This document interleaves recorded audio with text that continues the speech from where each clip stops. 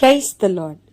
ఈరోజు వాక్య భాగం యెషయా గ్రంథం 58వ అధ్యాయం 6వ వచనం. దుర్మార్గులు కట్టిన కట్లను విప్పుటయు, కాడిమాను మోకులు తీయుటయు, బాధింపబడిన వారిని విడిపించుటయు, ప్రతి కాడిని వెరగొట్టుటయు నేనేర్పరచుకొనిన ఉపవాసము గదా. ఈరోజు ఈ వాక్య భాగం ద్వారా దేవుడు మనతో మాట్లాడుతూ ఉన్నారు.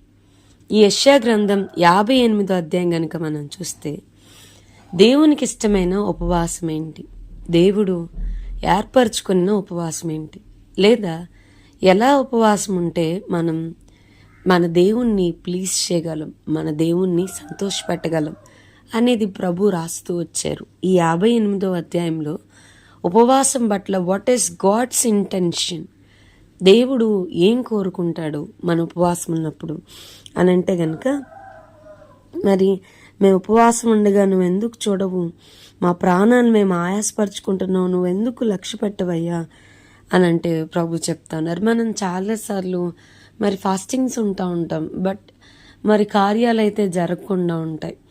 మనం ఫాస్టింగ్స్ ఉంటున్నామని 40 days 21 days అట్లా పేర్లు పెట్టుకుంటూ ఉంటాం, లేదా వీక్లీ ట్వైస్ అట్లా మనం ఫాస్టింగ్ ఉంటాం. బట్ మనం ఫాస్టింగ్ ఉన్నప్పుడు మనం ఎలా ఉండాలని ప్రభు కోరుకున్నా అంటే, మీ ఉపవాస దినమున మీరు మీ వ్యాపారం చేస్తారు, మీ పనివారి చేత కఠినమైన పని చేయించుకుంటూ ఉంటారు, మీరు కలహాలు పడుచు, అన్యాయంగా గుద్దులాడుచు మీరు ఉపవాసం ఉంటారు, గొడవలు పడుతూ మీరు ఉపవాసం ఉంటారు, మీ కంఠధ్వని పరమును వినబడినట్లుగా మీరు ఇప్పుడు ఉపవాసం ఉండరు. మనం చాలాసార్లు fasting without prayer is dieting, not fasting. చాలాసార్లు మనం ఫాస్టింగ్ ఉన్నామని చెప్పుకుంటాం, కానీ ప్రభుతో కనీసం ఒక 3-4 గంటలు అట్లీస్ట్ ఒక 2 hours కూడా గడపకుండా అది ఫాస్టింగ్ అని డిక్లేర్ చేసుకుంటాం. సో మీ కంఠస్వరము పరమున వినబడినట్లుగా మీరు ఇప్పుడు ఉపవాసం ఉండట్లా అని చెప్తా ఉన్నారు. ఆ ఉపవాసం నాకు అనుకూలమా? మనుషుడు తన ప్రాణమును బాధపరచుకోవాల్సిన సమయం అట్టిదేనా అని అంటా ఉన్నాడు.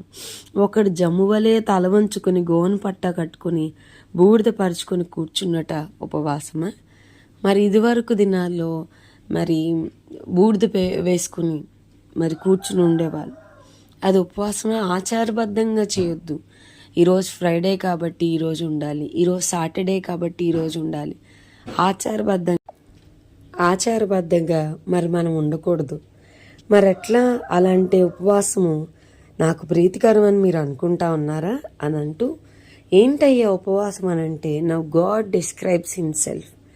దేవుడు what is fasting and what he wants from us అనే చాలా విపులంగా దేవుడు మాట్లాడుతూ, దుర్మార్గులు కట్టిన కట్లను విప్పుటయు, కాడిమాను మోకులు తీయుటయు, బాధింపబడిన వారిని విడిపించుటయు, ప్రతి కాడిని విరగొట్టుటయు నేను ఏర్పరచుకున్న ఉపవాసము కదా.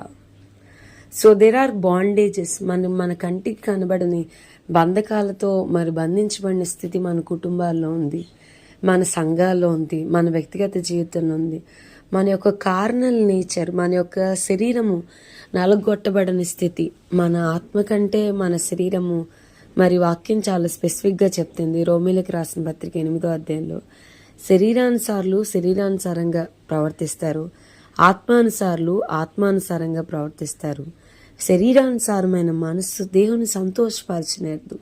So we have to overcome ఈ శరీర ఇచ్చలు, వీటన్నిటినీ జయించాలి.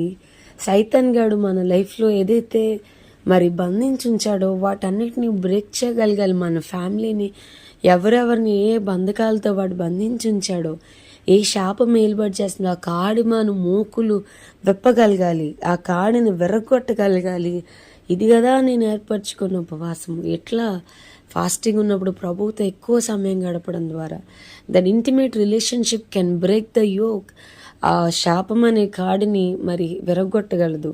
మనం వాక్యంలో చూస్తే హన్నా కోరహు ద్వారా మరి వచ్చిన ఆ శాపము, తరతరాల శాపము మరి కొట్టివేయబట్టం కొరకు దేవుని సన్నిధిలో ఉపవాసంతో మూనుగులేడుతూ ఉన్నప్పుడు యాజకత్వంలోనికి మరి సమయలు గారు రావడం మనం చూస్తూ ఉన్నాం. ఆ తరతరాలుగా వస్తున్న శాపం, ఆ జనరేషనల్ కర్స్ అనేది మరి బ్రేక్ చేయగలిగింది. సో అది కదా నేను ఏర్పరచుకున్న ఉపవాసము. బీదలకి అలాగే విధవరాలకి దిక్కులేని వారికి హెల్ప్ చేయడం కదా నాకు ఇష్టమైన ఉపవాసము అని అంటూ, నువ్వు గనుక అట్లాంటి ఉపవాసం చేస్తే స్వస్థత నీకు శీఘ్రంగా లభిస్తుంది. నా నీతి నీ ముందరుంటుంది. నువ్వు పిలిచినప్పుడు నేను నీకు ఉత్తరం ఇస్తాను, నేను ఉన్నానని చెప్తాను అని చెప్తా ఉన్నారు. నువ్వు ఫాస్టింగ్ ఉన్నప్పుడు చెడ్డదాన్ని మాట్లాడకుండా నువ్వు చూసుకోవాలి. ఇతరులను వేలు పెట్టి తిరస్కరించకుండా నువ్వు చూసుకోవాలి. మరి శ్రమపడిన వారిని నువ్వు తృప్తిపరుస్తూ ఉండాలి. అప్పుడు చీకట్లోని వెలుగు ప్రకాశిస్తుంది. అంధకారం నీకు మధ్యాహ్నం వలె ఉంటుంది. నేను నిత్యము నడిపిస్తాను. క్షామకాలమున నేను తృప్తిపరిచి నీ ఎముకలను బలపరుస్తాను. నీవు నీరు కట్టిన తోట వలను, ఎప్పుడు నువ్వు ఉబుకుచుండు నీటి వలన ఉంటావు. పూర్వకాలం నుండి పాడైపోయిన స్థలాలను కడతావు.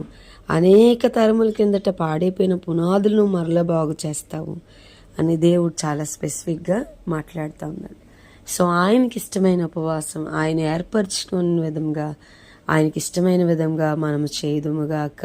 ఆమేన్. ప్రార్థన చేసుకుందాం. ప్రభువా, ఈరోజు వాక్య భాగం ద్వారా మీరు మాతో మాట్లాడినందుకు వందనాలు.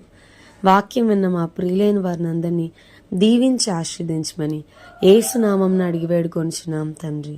ఆమేన్. God bless you and have a blessed day.